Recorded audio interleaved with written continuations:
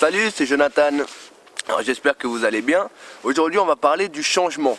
Et ouais, c'est un sujet quand même assez important dans la vie de tous les jours. Alors excusez-moi, il y a des oiseaux qui pètent un peu les couilles, mais bon, détail. Et donc on va parler du changement. Pourquoi changer, quand changer et pour qui changer. Alors déjà on va commencer par la fin. Pour qui changer? Pour personne. Si vous décidez de changer un jour pour quelqu'un, c'est malheureusement une erreur parce que 1, ça va vous retomber sur la tronche plus tard. De 2, vous allez vous perdre votre personnalité parce que si vous changez pour quelqu'un, ça veut dire que vous n'acceptez pas qui vous êtes, au fond, inconsciemment. Et donc voilà, c'est pour ça que déjà c'est une solution qu'on peut éliminer, ne changer pour personne. Assumez qui vous êtes. Alors déjà avant de changer, il faut savoir qui on est.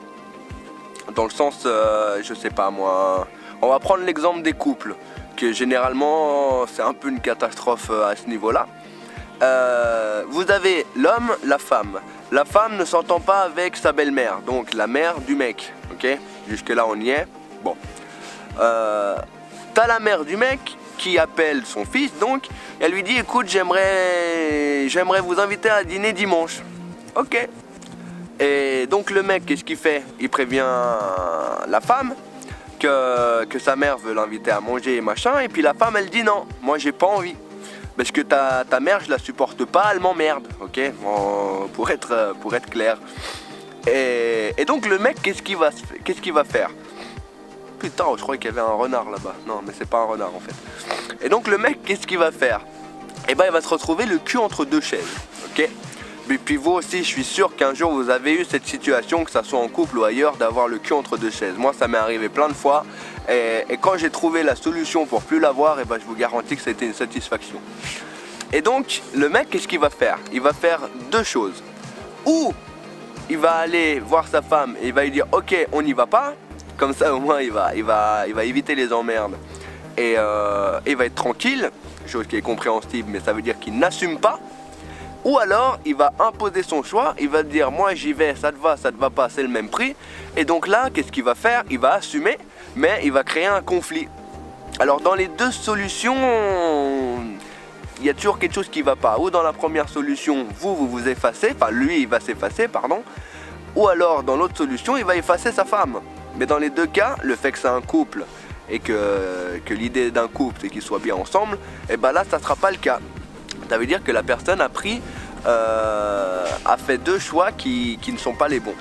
Alors vous allez me dire ouais ok t'es marrant, mais comment tu fais alors? Et bah tout simplement en assumant ce qu'on veut. Si au mec ça lui plaît d'aller voir sa mère le dimanche, déjà dans sa tête ça doit être clair qu'il va y aller. Ok.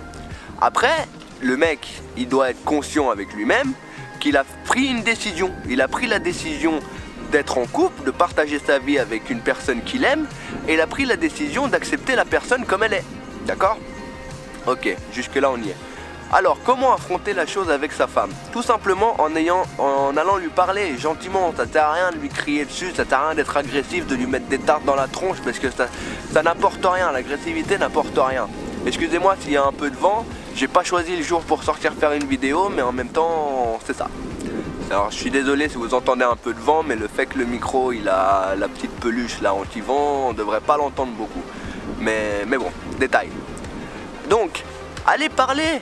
Il va aller parler avec la femme, ok? Il va lui dire, écoute ma chérie, toi, t'as pas envie d'y aller parce que t'aimes pas ma mère. Ok, j'en suis désolé, nanana. Mais c'est pas parce que toi, tu fais le choix de ne pas aller à ce dîner que moi je dois forcément ne pas y aller non plus, parce que moi, 1, c'est ma mère, de 2, quand j'y vais je suis bien, ça m'apporte quelque chose, ça m'apporte des bons sentiments, des belles émotions, et donc moi je n'ai pas à me priver pour toi. Voilà.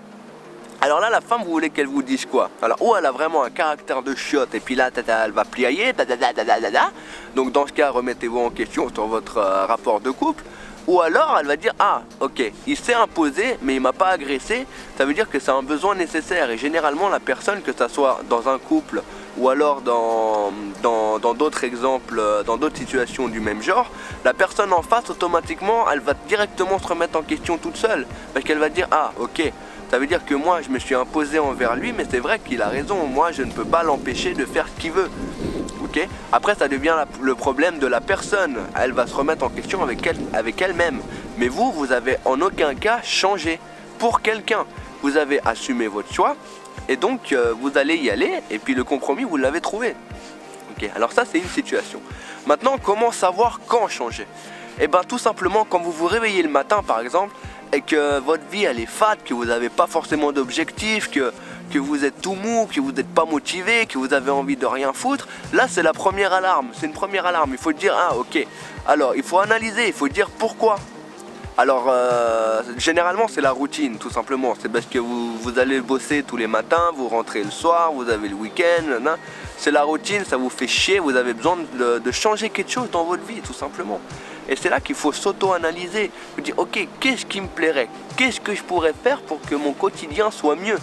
Okay. Une fois que vous avez trouvé qu'est-ce qui vous plairait, qu'est-ce qui ferait en sorte que, et ben là vous allez chercher l'information. Vous allez chercher l'information. On a plein d'instruments aujourd'hui qui font que l'information est disponible partout. Vous prenez juste Google, YouTube, vous avez énormément d'informations sur n'importe quel domaine. Et donc là, vous allez chercher votre information, vous vous dites, ah ok, bah tiens, si je mets ça en place comme ça, vous l'adaptez à vous, parce que vous avez votre mode de vie qui n'appartient pas forcément à la personne qui donne l'information. Et vous cherchez, déjà le fait de chercher, vous allez changer votre quotidien. Putain, il fait chier ce vent, sérieux. Et vous allez changer votre quotidien. Et donc là déjà vous allez moins vous ennuyer. Vous allez plus voir votre quotidien tout noir, tout tristounet, voilà, vous allez être bien, vous allez dire ok, maintenant je vais me lever le matin parce que j'ai envie de mettre ce changement en place et je vais tout donner pour. Et ça vous empêchera aussi de vous plaindre. Est-ce que vous savez le nombre de personnes qui ne veulent pas changer, qui ne veulent pas évoluer, mais qui se plaignent à longueur de journée, mais vous vous rendez compte? En plus que t'en branles pas une pour changer, et en plus tu casses les couilles aux gens parce que tu te plains, parce que tu t'analyses pas ta vie, parce que tu te rends pas compte entre guillemets de toutes les choses positives que tu as autour de toi, mais tu te concentres seulement sur le négatif. Alors ça aussi c'est un point important à évaluer quand on veut changer, c'est que déjà quand vous êtes dans une période noire, c'est dur de voir du positif, mais le positif il faut l'attirer. Il faut dire ah ok, par exemple moi il y a eu des périodes dans ma vie où je me suis dit mon seul truc positif que j'avais c'était un toit, ok. Je me suis dit mais moi j'ai un toit et je remercie le fait d'avoir un toit même si je suis dans une montagne d'emmerde. Merci d'avoir un toit parce qu'au moins une chose positive je l'ai. Et en ayant une chose positive, vous pourrez forcément en avoir d'autres, il faut les chercher. Voilà. Donc c'est pour ça que je voulais partager avec vous cette vidéo sur le changement, parce que c'est important de changer, d'être constamment en évolution. Parce que le changement c'est un gros mot, parce que changer c'est vraiment quelque chose de radical. Donc il suffit pas forcément de changer tout le temps, mais juste évoluer et chercher l'information pour évoluer dans le domaine où vous voulez, tout simplement. Moi quand j'ai décidé de changer ma vie, quand j'ai décidé de mettre en place des actions qui vont faire que je vais trouver mon indépendance, alors pour l'instant c'est l'indépendance tout court, j'aurai mon indépendance financière plus dans le futur, parce qu'il faut que je mette en place les actions qui vont m'amener à une indépendance financière, mais ça on verra dans le futur, comme je l'ai dit dans ma vidéo de présentation. Mais pour l'instant je suis indépendant, dans le sens que dans mon cerveau c'est comme si je l'étais déjà. Et le fait de me sentir indépendant avec moi-même, ça va m'amener à faire des actions, à chercher des informations qui vont m'amener à arriver à mon but plus vite, tout simplement. Donc c'est pour ça que je voulais partager avec vous cette vidéo. Si elle vous a plu, je vous encourage à mettre un bon petit j'aime, ça fait toujours plaisir.